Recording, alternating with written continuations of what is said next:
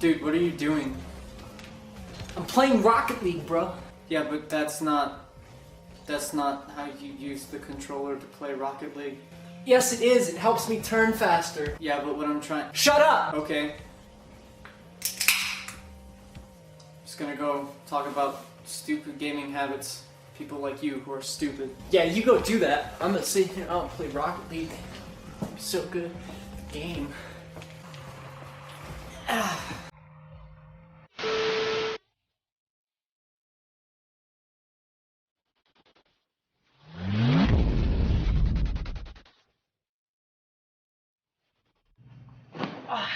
That was a weird intro. I am not sorry though. It was very fun to make. Anyway, what I have just showed there visually is that, you know, gamers have really weird and extremely stupid looking gaming habits. Ones that we all develop and can develop at any time during our course of playing video games. Honestly, I have a few of these myself and it's very relatable and hopefully I'm not the only one. But let's go back to that first example that I showed you before the intro started, because I think it's fascinating that people think they can turn their controller like this and the car will always turn with the controller. Now, obviously not everybody does this, but to those of us that do, it looks silly. But the even funnier side of the equation has to be when you find yourself doing this and feeling a realistic desire to justify it. I am, of course, talking about playing a game that involves cars, one that gives you full control over the vehicle and all of its directional capabilities. Games like Rocket League and GTA 5 are both wonderful examples of this, and I myself do not drive like this in video games, but I'm fairly certain that you definitely have a friend who does this. Oh, Rocket League. So good. Game. Yeah, anyway, the worst part about this is that your brain sees a car on the TV screen, and if you've ever driven a car before, you know that you need to turn the steering wheel to turn the vehicle from left to right, as well as backwards while in reverse. So, obviously, people who do this somewhere in their brain apply that to these sorts of games, and it will never not be interesting to me as to why certain people play games like this, but hey, who am I to judge? I don't get it. Honestly, if you are going to take anything from this entry on the list, let it be that you should always wear a seatbelt, and that you should 100% try to stop driving virtual cars like real ones, unless, of course, you have one of those cool-ass steering wheel controller things, because then it's all justified. Next entry now, and I know what you're gonna say. Oh my god, this is totally me! I do this all the time! Wow, I feel dumb! No? Okay, well, you're lying. Hell, I too am guilty of this. Who isn't? Like, seriously, I hardly come across anyone streaming any game with guns in it that doesn't reload after every damn shot or every damn kill.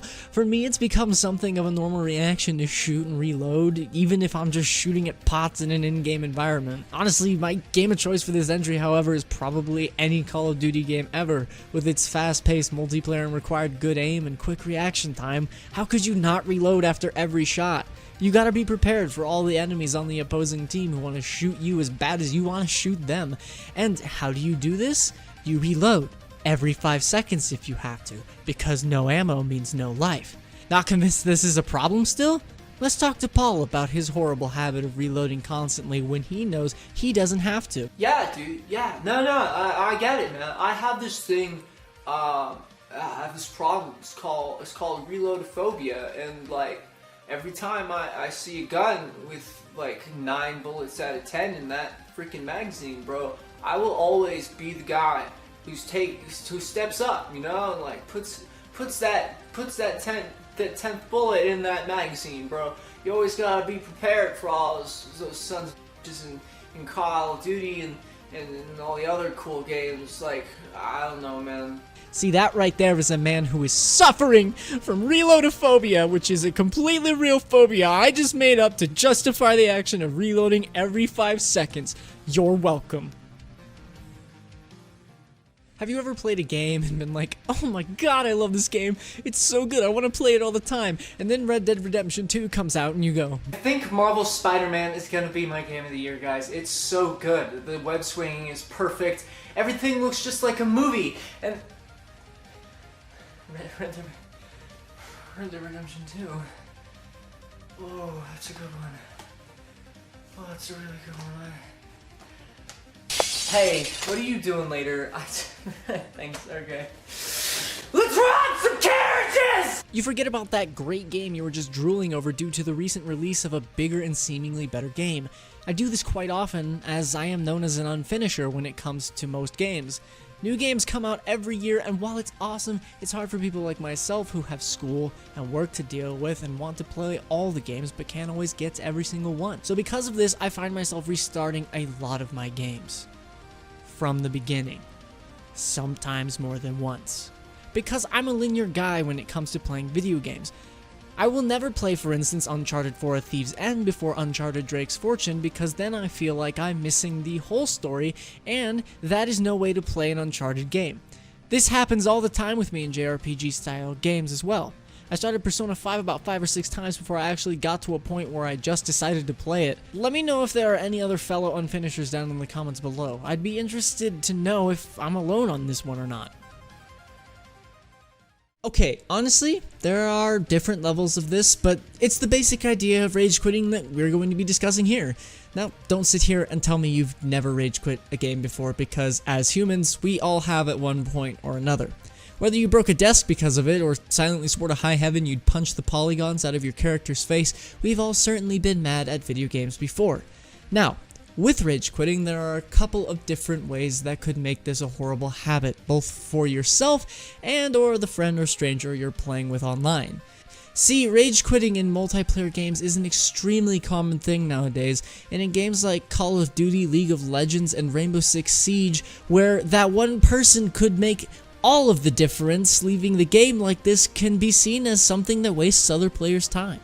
Obviously, you never want to be that guy or anything, especially if it's just you that's rage quitting a game solo. The gameplay you're seeing right now is from my very first playthrough of Gears of War on the PC. It even ends with me rage quitting at the end.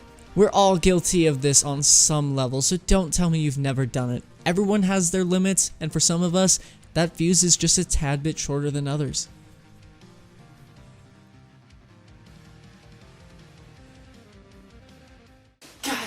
Damn, I love Super Mario Sunshine. This game is so good. It's very creative. Love the atmosphere of the game. It's even on the GameCube, which is something that I hardly ever play by myself anymore. So, with that being said, I have work in the morning at probably 9 a.m. It's currently 4 in the morning. One more time, one more try on this level will not kill me, I don't think. Alright, now I will be extremely honest with you on this one. It's not a healthy habit whatsoever, yet I myself am guilty of having it. See, playing video games is awesome, but when you don't have time to play during the day, it can become challenging to balance gaming alongside life, work, school, etc. And that's the kind of boat I personally fall into myself. Now that I'm in college, it's one of those situations where I'm balancing my social life on top of my school life on top of my free time, and every single week of my life is busy, like really busy, and I know I'm definitely not the only one who struggles with this. I'll give you an example from a couple years ago. I just started my first job and it was overwhelming enough to do the training for my position on top of meeting all of my coworkers, not to mention the fact that I was in summer school. Yeah, I was in summer school, move on. Anyway, what I'm trying to get at here is I was also going to school as well, which meant that I had very little time to play games during the weekly grind. So I did what any normal kid would do. I stayed up playing video games until I want to say 4 or 5 in the morning right before my final class of summer school, which, as you can guess, was not a good idea. I woke up at 9 a.m., which was well over the time my class was over, and I ran to the school, making it that I had to take my final test with the school principal. So if you're going to stay up late playing games, do it on a night you know you have nothing going on the following day. I certainly didn't. Hey guys, thanks so much for watching this episode of Let's Talk Gaming. It's been super fun. I'm going to be using this a lot more in the future. If you guys did enjoy this video, as always, remember to punch that like button in the face, ring and ding that notification bell to be notified whenever I post and upload, and subscribe for more amazing content like this. Thanks so much for watching. I appreciate all the support that you guys have been showing this little mini show slash series. It's really different from doing Let's Plays, and I really like filming them. Thank you so much for watching. As always, I've been your host, TyGamer. You guys have been a wonderful audience. I'll see you guys in the next one.